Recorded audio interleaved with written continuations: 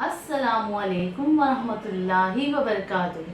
शुरू अल्लाह के बाबरकत नाम से जो बड़ा मेहरबान और निहायत रहम वाला है।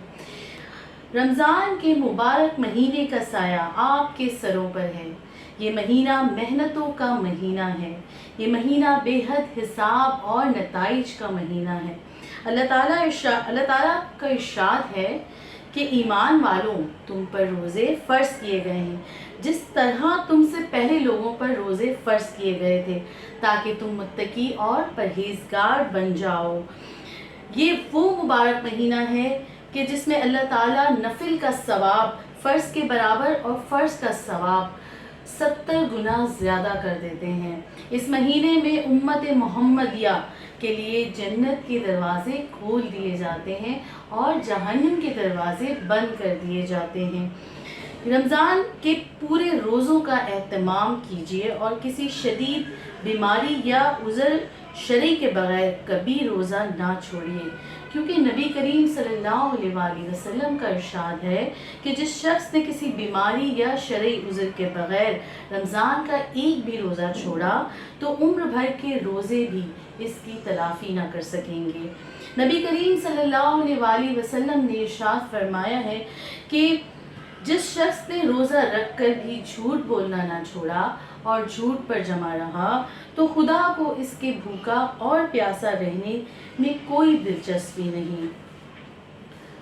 याद रखिए कि रमज़ान मुबारक का हर लम्हा, खुसूसन आखिरी अशरा, इतना कीमती है कि एक पूरी ज़िंदगी देकर भी इसका नेमुल बदल मिलना मुहाल है।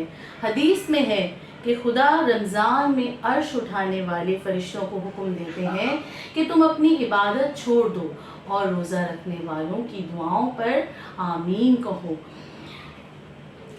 हज़रत आयशा रज़ियल्लाहु ताला अन्हा का बयान है कि रमज़ान का आखिरी अशरा आता है तो नबी करीम सल्लल्लाहु अलैहि वसल्लम रातों को ज़्यादा से ज़्यादा जाग कर इबादत फरमाते और घर वालों को भी जगाने का एहतमाम करते और पूरे जोश और एहतमाम के साथ खुदा की बंदगी में लग जाते, क्योंकि हदीस में है कि शब-ए क़द्र रमज़ान के आखिरी अशरे की ताक रातों में से एक ऐसी ही रात होती है।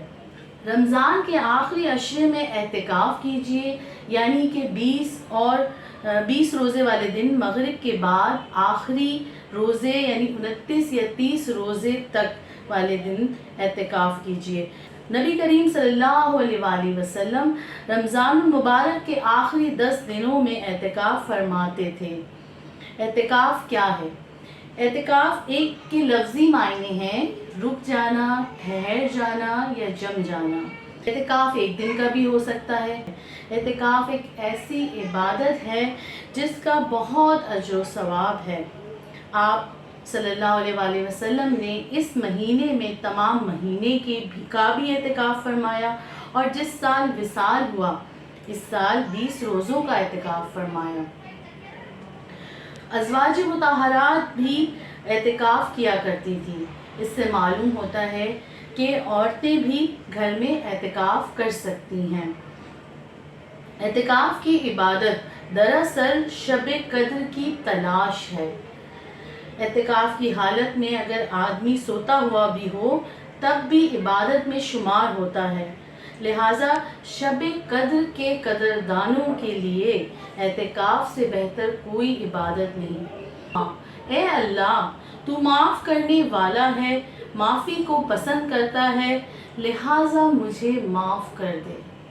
दोस्तों, मैंने आपको रमज़ान, रोज़े और एहतिकाफ़ की अहमियत बताई। इंशाअल्लाह अगली वीडियो में मैं आपको बताऊंगी कि आप किस तरह कौन कौन सी इबादत कर सकते हैं ज़्यादा से ज़्यादा, क्योंकि रमज़ान का महीना है और हमें चाहिए कि हम ज़्यादा से ज़्यादा वक्त इबादत में गुजारें, क्योंकि ये 10 रातें जो हैं ये बहुत अहमियत की हामिल हैं, आप लोगों को भी पता है। तो इसमें ज़्यादा से ज़्यादा इबादत करें, अल्लाह ताला को याद करें, अल्लाह से माफ़ी मांगें अपने गुनाहों की और अपना बहुत ख्याल रखें और मुझे भी दुआओं में याद रखें। अगर आपको मेरी वीडियो पसंद आई तो लाइक करें, शेयर करें और सब्सक्राइब करें। बहुत शुक्रिया।